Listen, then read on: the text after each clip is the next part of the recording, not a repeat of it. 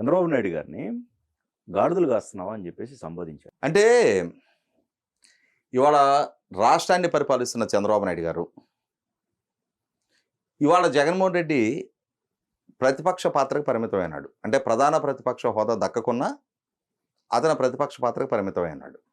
ఇవాళ నువ్వెంత క్రియాశీలకంగా ఉన్నావు, ఎక్సెప్ట్ కోవిడ్ టైంని తప్పించేస్తే చంద్రబాబు నాయుడు గారు సాధారణ పరిస్థితులు నెలకొన్న తర్వాత రాజకీయంగా ఆయన ఎంత క్రియాశీలకంగా ఉన్నాడు.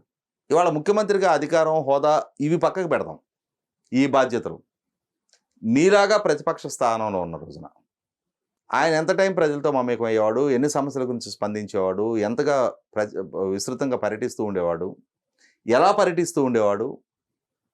మరి ఇవాళ నువ్వెంత టైము ప్రజలతో మమేకం అవడానికి టైం కేటాయించుతున్నావు, ఎందరితో మమేకం అవుతున్నావు, ఏ ఇష్యూస్ గురించి నువ్వు అవగాహన చేసుకుంటున్నావు, ఏ ఇష్యూస్ గురించి ప్రజల పక్షాన్ని నిలబడి ప్రభుత్వాన్ని ప్రశ్నిస్తున్నావు.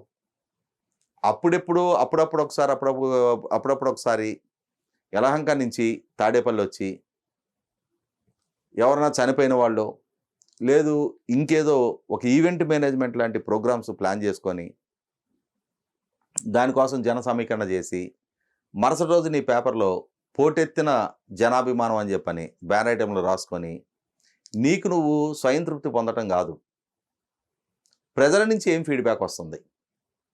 ఈ విధమైన చులకన మాటలతోటి, హేళన చేసే మాటలతోటి చంద్రబాబు నాయుడు గారిని కించపరుస్తున్నాను అని చెప్పని, చులకన చేయగలుగుతున్నానని చెప్పని నీకు నువ్వు స్వయం తృప్తి పొందుండొచ్చేమో. కానీ నిన్ను గెలిపించిన పులివెందుల ప్రజలు ఏమనుకుంటున్నారు?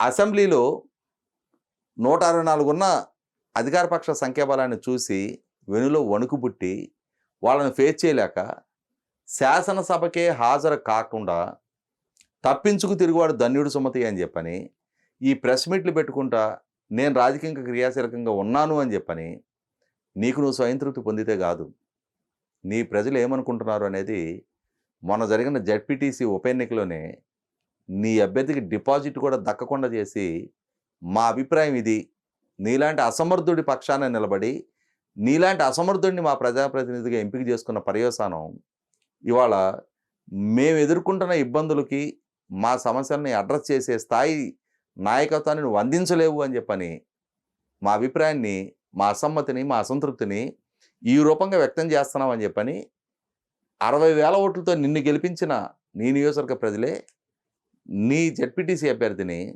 డిపాజిట్ కూడా దక్కకుండా ఓడించారు.